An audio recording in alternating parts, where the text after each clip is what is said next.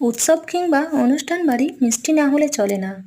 তো খুব সহজেই যদি বাড়িতে এরকম মিষ্টি বানিয়ে নিয়ে যাই তাহলে তো খুব ভালোই হতো। তেমন কিছুই নয়, প্রথমে 1 কাপ বেসন নিয়ে নেব, 1 কাপ জল আর ফুড কালার দিয়ে একটি ব্যাটার তৈরি করে নেব। তারপর কড়াইতে তেল দিয়ে, সাদা তেল দিয়ে ব্যাটারটা অল্প অল্প করে দিয়ে ভালো করে মুচমুচে করে ভেজে তুলে নেব। ঠান্ডা করে একটি মিক্সিতে দিয়ে এটিকে গুঁড়ো করে নেব। 1 কাপ চিনি, 1 কাপ জল, ফুড কালার দিয়ে চিনিটা গলা পর্যন্ত অপেক্ষা করব। চিনিটা গলে গেলে এর মধ্যে অ্যাড করে রাখবো গুঁড়ো করে রাখা বেসনগুলো।